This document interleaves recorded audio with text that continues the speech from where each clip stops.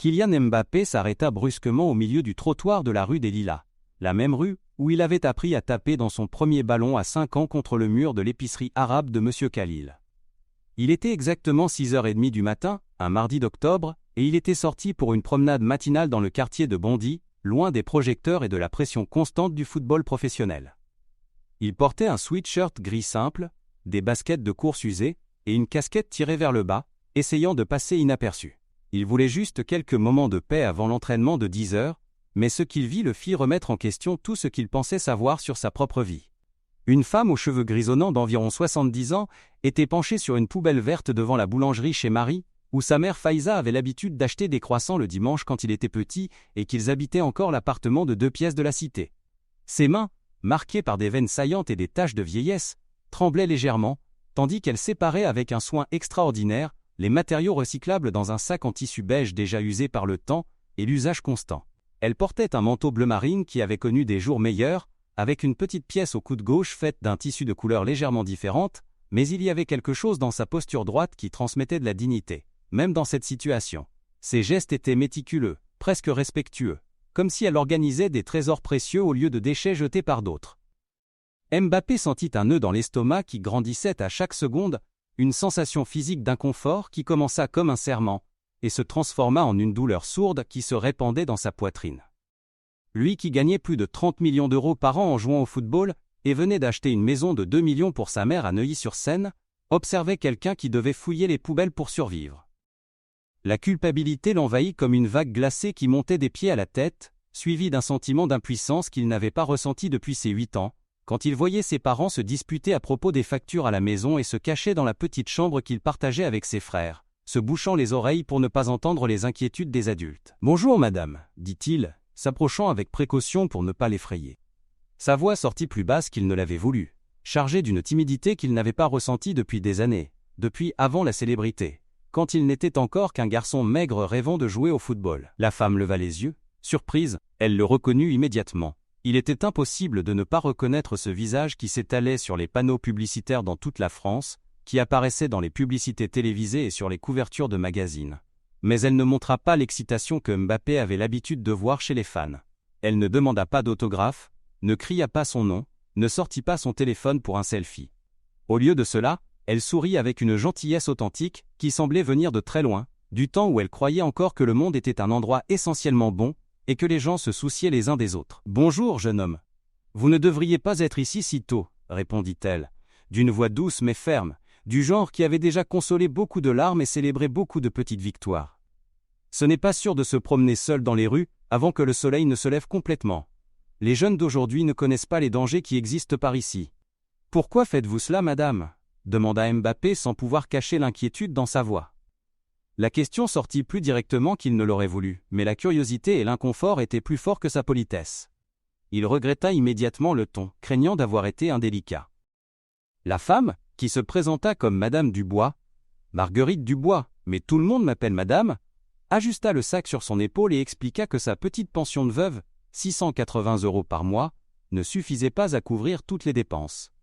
Son mari Bernard était mort 3 ans plus tôt d'une crise cardiaque, laissant quelques dettes de sa petite entreprise de plomberie qu'elle payait encore, 50 € par mois, qui sortaient religieusement de sa pension. Mais ce qui impressionna le plus Mbappé, c'est quand elle dit, avec un éclat dans les yeux qui contrastait avec la dureté de la situation. « Je ne fais pas ça seulement pour moi. J'aide 3 autres familles du quartier avec l'argent que je gagne. Il y a des enfants qui ont besoin de matériel scolaire, et des personnes âgées qui ne peuvent plus travailler. » Elle continua, racontant des détails que Mbappé n'avait jamais imaginé exister si près de son ancienne maison. Madame Martine du 3e étage de l'immeuble jaune a du diabète et a besoin de médicaments coûteux qui coûtent 120 € par mois. Le petit Antoine, 9 ans, a perdu son père l'année dernière dans un accident de travail et sa mère Isabelle travaille 3 emplois. Ménage le matin, caissière au supermarché l'après-midi et nettoyage de bureau le soir. Mais n'arrive toujours pas à acheter les livres scolaires qui coûtent 80 €. Et il y a monsieur Mamadou, qui a 82 ans, et ne peut plus monter les escaliers pour aller chercher sa retraite à la poste. À ce moment-là, Mbappé réalisa que sa vision du monde avait été dangereusement limitée. Il avait toujours donné à des œuvres caritatives, signé des chèques généreux à la fin de l'année pour la fondation Mbappé, participé à des campagnes publicitaires bénéfiques, qui rapportaient une bonne publicité, Mais il n'avait jamais vu de près le vrai visage de la nécessité. Madame Dubois n'était pas une victime passive des circonstances. Elle était une héroïne silencieuse, qui transformait sa propre lutte en espoir pour les autres. Chaque canette d'aluminium qu'elle collectait, vendue à 15 centimes le kilo, représentait un cahier pour un enfant. Chaque bouteille en plastique, à 10 centimes chacune, signifiait un médicament pour un voisin. Chaque morceau de carton, à 5 centimes le kilo, était un petit pas vers la dignité de quelqu'un. « Puis-je vous aider » proposa-t-il, sortant déjà son portefeuille Hermès de sa poche, se préparant à donner quelques billets de 50 €, mais la femme secoua fermement la tête, levant une main calleuse. « Vous aidez déjà, jeune homme. Chaque fois que vous jouez, vous donnez de la joie aux enfants de ce quartier. Ils rêvent d'être comme vous, dit-elle, touchant doucement son bras d'une main marquée par des décennies de travail domestique et de soins aux autres. Mais si vous voulez vraiment aider, ne me donnez pas d'argent. Aidez-moi à enseigner à ces enfants qu'il y a de la dignité dans tout travail honnête. Que peu importe ce que nous faisons pour survivre, ce qui compte, c'est comment nous prenons soin les uns des autres. L'argent résout aujourd'hui, mais l'éducation résout pour toujours. » Mbappé sentit des larmes se former dans ses yeux, une émotion qu'il n'avait pas ressentie depuis la mort de son grand-père. Cette femme, qui avait toutes les raisons de se sentir amère envers la vie, qui pourrait être révoltée par l'injustice de travailler toute sa vie et avoir encore besoin de fouiller les poubelles pour survivre, se préoccupait d'enseigner des valeurs aux enfants du quartier. Elle ne parlait pas d'elle-même comme d'une victime des circonstances, mais comme quelqu'un qui avait trouvé un but plus grand au milieu des difficultés. « Comment arrivez-vous à garder cette force, madame » demanda-t-il, genuinement curieux de connaître la source de tant de positivité. « Ah, mon jeune homme !» Elle rit doucement. « Quand on vit 70 ans, on apprend que se plaindre ne change rien. Mais agir, même un petit peu, change toujours quelque chose. Chaque jour où je me réveille et vois que je peux aider quelqu'un, c'est un jour qui vaut la peine d'être vécu. Mon Bernard disait toujours, « Marguerite, nous n'avons pas grand-chose, mais tant que nous avons la santé et la volonté, nous avons tout. » Dans les jours qui suivirent, Mbappé ne put oublier cette rencontre. Pendant les entraînements au centre de formation de Clairefontaine, tandis qu'il courait sur les pelouses parfaites et utilisait des équipements de dernière génération, il pensait aux paroles de Madame Dubois. Pendant les conférences de presse, quand les journalistes lui demandaient ses objectifs pour la saison, il se souvenait de sa dignité silencieuse. Pendant les séances de kinésithérapie, quand il se plaignait de petites douleurs musculaires, il voyait mentalement ses mains tremblantes, séparant les déchets avec soin. Le soir, avant de s'endormir dans son lit king size de l'appartement de 300 mètres carrés, il voyait son visage gentil et déterminé. Il parla de Madame Dubois avec sa mère, Faiza, pendant un dîner en famille dans leur restaurant préféré, un petit endroit marocain du 11e arrondissement, où ils se sentaient chez eux. Sa mère, qui avait élevé 3 enfants seuls dans des moments difficiles, nettoyant des maisons et travaillant dans des supermarchés pour subvenir aux besoins de la famille, comprit immédiatement l'impact de cette rencontre. « Mon fils, tu as toujours eu un cœur généreux, mais il est peut-être temps d'utiliser cette générosité de manière plus proche, plus réelle, dit-elle, tenant les mains de son fils sur la petite table en bois sombre. L'argent résout les problèmes immédiats, mais l'éducation et les opportunités changent les vies pour toujours. Tu te souviens quand tu étais petit, et que je t'apprenais à partager ton goûter avec les camarades qui n'en avaient pas ? C'est la même chose, sauf que maintenant t'as plus à partager. » Ensemble, pendant plusieurs soirées, ils développèrent un plan détaillé. Au lieu de simplement donner de l'argent, Mbappé créerait un programme d'éducation financière et professionnelle pour le quartier, avec Madame Dubois comme l'une des coordinatrices principales. Ils offriraient des cours d'administration domestique, de planification financière de petites entreprises, d'alphabétisation pour adultes, et même d'informatique de base. Le programme ne serait pas seulement destiné à enseigner des compétences pratiques, mais à créer un réseau de soutien, où les habitants pourraient s'entraider, partageant connaissances et expériences. Quand il proposa l'idée, la retrouvant dans la même rue une semaine plus tard, à la même heure, Madame Dubois arrêta de trier les canettes et le regarda directement dans les yeux. Pendant un moment, elle resta silencieuse, comme si elle était en train de traiter la proposition. Puis, elle rit avec une joie authentique qui transforma complètement son visage, la faisant paraître 20 ans plus jeune. « Vous avez compris, jeune homme. Il ne s'agit pas d'éliminer les problèmes des gens, mais de leur donner les outils pour construire leurs propres solutions. Apprendre à un homme à pêcher comme dit le dicton, dit-elle, applaudissant avec enthousiasme. Mais est-ce que quelqu'un voudra apprendre de moi ? Moi qui n'ai même pas fini l'école. Madame, vous avez 70 ans d'expérience à faire des miracles avec peu d'argent. Ça ne s'apprend dans aucune université, répondit Mbappé souriant. Le programme commença petit, dans une salle prêtée par l'école primaire Émile Zola, où Mbappé avait étudié jusqu'à 10 ans. La directrice, Madame Leroy, qui se souvenait encore de lui comme d'un garçon espiègle qui jouait au ballon dans la cour de récréation, céda une salle les jeudis après-midi et les samedis matins. Madame Dubois enseignait l'administration domestique et la planification financière, partageant des astuces qu'elle avait apprises au fil des décennies pour faire durer l'argent. Comment acheter en fin de journée pour obtenir des réductions, comment utiliser toutes les parties des aliments, comment organiser les factures par priorité, comment créer un fonds d'urgence même avec peu d'argent.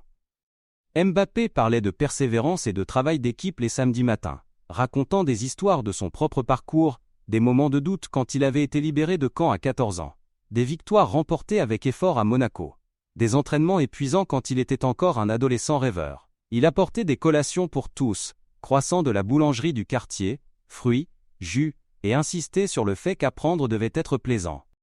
Bientôt, d'autres habitants se joignirent comme bénévoles. Madame Khalil, propriétaire de la boulangerie, enseigna la boulangerie de base et comment faire du pain à la maison pour économiser. Monsieur Rachid, comptable retraité de 68 ans, offrit des cours de mathématiques financières et comment remplir les déclarations d'impôts. Madame Fatima, couturière qui travaillait à domicile, montra comment retoucher les vêtements pour économiser de l'argent et même comment créer de petites entreprises de couture. Monsieur Jean-Pierre, ex-employé de banque, expliqua comment ouvrir des comptes. Obtenir les premières semaines furent difficiles. Certains habitants arrivaient fatigués du travail, d'autres avaient du mal avec des concepts qui semblaient simples. Certains se sentaient gênés de ne pas savoir bien lire. Mais Madame Dubois avait une patience infinie et une capacité unique à faire que chaque personne se sente valorisée. Elle se souvenait des noms de tous les participants, demandait des nouvelles de leur famille, apportait du thé dans une bouteille thermos qu'elle partageait avec tous, célébrait chaque petite réussite, comme si c'était un grand triomphe. Madame Dubois, dit Isabelle, la mère du petit Antoine, après le 3e cours. Je n'aurais jamais pensé que je pourrais économiser 50 € par mois, juste en changeant ma façon de faire les courses. Mon fils va pouvoir avoir les livres neufs de l'école. Ma chérie, répondit Madame Dubois l'embrassant, tu as toujours su faire des miracles. Je t'ai juste aidé à voir à quel point tu es capable. 3 mois plus tard, Mbappé retrouva Madame Dubois dans la même rue, mais cette fois elle portait une mallette en cuir marron, au lieu de sac poubelle. Elle portait un blazer bleu marine, qu'elle avait reçu d'une des élèves, Madame Camille, qui travaillait dans un magasin de vêtements, et avait apporté des pièces qui ne se vendaient plus. Elle marchait avec une posture encore plus droite, un sourire confiant sur le visage. Elle se rendait à une réunion avec des parents du quartier, aidant à organiser une coopérative de recyclage, qui donnerait des emplois dignes à des personnes dans une situation similaire à celle qu'elle avait vécue. Vous savez, Kylian, dit-elle, utilisant son nom pour la première fois, après des mois à l'appeler seulement « jeune homme », ce matin, 3 personnes sont venues me demander conseil sur comment organiser le budget familial. 3 personnes. Je n'aurais jamais pensé qu'un jour je pourrais enseigner à d'autres, que quelqu'un pourrait apprendre de moi. À 70 ans, j'ai découvert que j'avais encore beaucoup à offrir. Et qu'est-ce qui vous rend le plus heureuse dans cette nouvelle étape ? Demanda Mbappé, s'appuyant contre le mur de la boulangerie, où tout avait commencé. Voir que les gens s'entraident. Hier, Madame Fatima a appris à la fille d'Isabelle à coudre. Monsieur Rachid aide Monsieur Mamadou à organiser ses papiers de retraite. Les enfants étudient ensemble dans la bibliothèque que nous avons créée à l'école. C'est comme si tout le quartier s'était réveillé et avait rappelé que nous sommes une grande famille. Mbappé sourit, ressentant une satisfaction qu'aucun but, aucune coupe, aucun prix individuel, aucun contrat de millions ne lui avait procuré. Merci Madame Dubois. Vous m'avez appris que le vrai succès n'est pas dans ce que nous gagnons, mais dans combien nous réussissons à multiplier l'espoir autour de nous. Vous m'avez montré que les héros existent vraiment, et souvent ils sont juste devant nous, faisant du bien en silence, sans rien attendre en retour. Et vous, mon jeune homme, vous m'avez appris que la vraie générosité n'est pas dans le fait de donner ce qui reste, mais dans le partage de ce que nous sommes, répondit-elle, touchant son bras une fois de plus. Vous ne m'avez pas donné d'argent ce jour-là. Vous m'avez donné quelque chose de beaucoup plus précieux. Vous m'avez donné dignité et but. Pendant qu'il rentrait chez lui, passant par les mêmes rues, où il avait joué dans son enfance, où il avait rêvé pour la première fois d'être joueur de football, Mbappé réfléchit à comment une rencontre apparemment fortuite avait transformé sa perspective sur la responsabilité sociale et le but de la vie. Il avait toujours su qu'il était privilégié, mais maintenant il comprenait que le vrai privilège résidait dans la capacité de voir au-delà de soi-même et d'agir avec une compassion authentique, pas seulement avec des gestes grandioses qui feraient les gros titres, mais avec attention aux détails du quotidien des gens ordinaires. Le programme « Dignité et Espoir » grandit et s'étendit à d'autres quartiers de la banlieue parisienne. Madame Dubois devint une figure respectée dans la communauté, non pas pour son histoire de difficulté, mais pour sa capacité à transformer l'adversité en opportunité pour les autres. Elle fut invitée à parler dans les écoles, participa à des programmes de radio communautaires, fut interviewée par les journaux locaux, et fut même honorée par la mairie comme « citoyenne de l'année », recevant une médaille qu'elle gardait avec fierté dans la commode de sa chambre. Et Mbappé découvrit que sa plus grande victoire n'eut pas lieu dans un stade bondé avec 80 000 personnes criant son nom, mais dans une rue quelconque de son quartier natal, quand il choisit de s'arrêter et de vraiment voir le monde qui l'entourait. Quand il décida qu'être célèbre signifiait utiliser cette célébrité pour amplifier les voix qui méritaient d'être entendues. La leçon fut claire pour tous les deux. Nous avons tous quelque chose à offrir et quelque chose à apprendre. L'espoir se multiplie quand nous reconnaissons la dignité en chaque personne, et créons des espaces pour que tous puissent contribuer avec leurs talents uniques à construire un monde meilleur. Et parfois, les plus grands enseignements viennent des personnes les plus improbables, dans les moments les plus simples, quand nous avons le courage de nous arrêter et d'écouter vraiment ce que la vie essaye de nous enseigner. 6 mois plus tard, Mbappé reçut une lettre manuscrite de Madame Dubois. Dans celle-ci, elle racontait que le petit Antoine était devenu le premier élève de la famille à obtenir une bourse d'études pour une école privée, qu'Isabelle avait trouvé un meilleur emploi dans une entreprise de nettoyage qui offrait un contrat et des avantages, que la coopérative de recyclage employait déjà 15 personnes du quartier. À la fin de la lettre, elle écrivit « Cher Kylian, vous m'avez appris que nous ne sommes pas ce que nous faisons pour survivre, mais ce que nous faisons pour vivre avec dignité. Merci de m'avoir rappelé qui j'ai toujours été à l'intérieur. » Et ainsi, par un matin froid d'octobre, quand un jeune millionnaire s'arrêta pour parler avec une dame qui fouillait les poubelles, 2 vies se transformèrent pour toujours. Mais plus important encore, des dizaines d'autres vies furent touchées, tout un quartier découvrit sa propre force, et l'espoir se répandit comme une graine plantée dans la terre fertile de la compassion humaine.